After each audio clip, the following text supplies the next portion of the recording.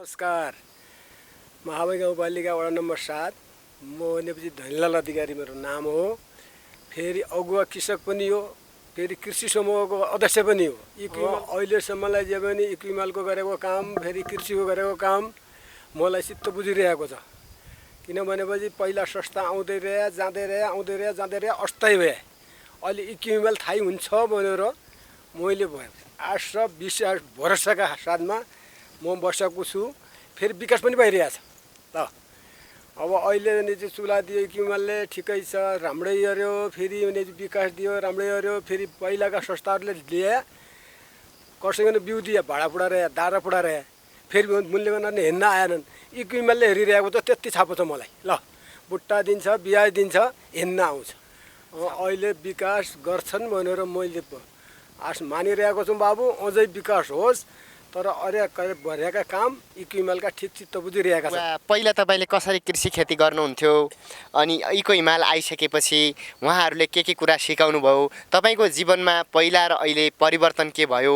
पहिला कस्तो तरिकाले तपाईँले कृषि खेती गर्नुहुन्थ्यो, अहिले आएर कस्तो तरिकाले कृषि खेती गर्नुहुनु भएको छ यसमा? अनि अहिले इको हिमाल नेपालको प्रावधान यो अर्ग्यानिक तरकारी खेती गर्नुपर्छ, पहिलाका विषादी हालेका तपाईँको तरकारीहरू, अन्नबालीहरू खाने गर्दा हामीले धेरै रोगहरू लाग्छ भनेर अहिले अर्ग्यानिकको कुरा आएको छ। अब पहिला र अहिलेमा के फरक छ त्यसको बारेमा? हाम्रो के थियो भनेपछि अब हामी विषादी अन्य हबाट ल्याउँछौँ, पसलबाट, मान्नुबाट होस् अथवा सुर्खेतबाट लिएर हाल्लाछौँ। त्यहाँ विषादीले महिलाकन पनि असर पाड्यो, हामीकन पनि असर पाड्यो।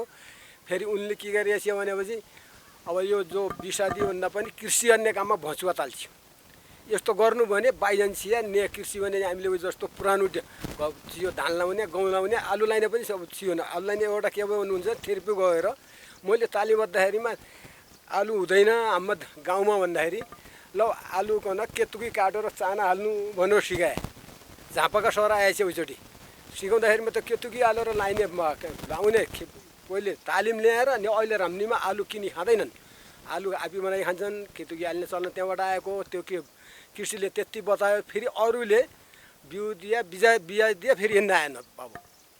अब इक्विमालले के अरे भने बिउ पनि दिन्छ, बियाज पनि दिन्छ, फेरि नयाँ वनस्पति विषादी गर्ने, फेरि रसायनिक विषादी नहाल्ने भन्दाखेरि अहिले आएर हामीले बढी गरि पनि रहेका छौँ, गराइ पनि राखेका छन्। हामीले परिचालन गरि पनि रहेका छौँ। त्यो हालेका छौँ। अहिले ठिकै छ, राम्रै छ, अराम्रो भएको छैन। अब निदेपछि हामी हेर्दैछौँ मजा। किनभने कतिमा भनेपछि सहयोग हुन्छ, कतिमा त्यो विषादी हालेर त्यो निमन्त्रणमा आउँछन् किराहरू। इको हिमाल नेपाल महाबाई गाउँपालिकामा हजुरको वडा यो राम्नीमा आइसकेपछि के सहयोग पाउनुभयो? इको हिमालले दिएको बिउ बियाजदेखि लिएर राम्रै छ। इको हिमालले बिउ बियाज पनि राम्रो दिएको छ। फेरि सामान पनि दिइरहेछ। सिनिचर दियो, आरा दियो, फेरि ऊ दियो, कोलियास दियो। कोलियासमा नआयो टेन्डल भन्दैछन्, त्यो कोलियास पनि मिलेका छन्।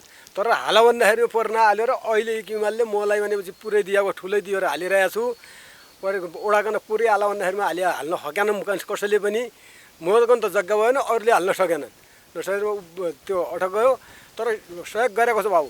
अब त्यो पोली हाउस निर्माण गरिसकेपछि इको हिमालले त्यो तपाईँलाई उपलब्ध गराइसकेपछि त्यसभित्र के तपाईँले तरकारीहरू लगाउनु भयो, के तरकारीहरू फलाउन सक्नुभयो कि सक्नु भएन? त्यो अवस्था के छ? तरकारी फलाएँ बाबु।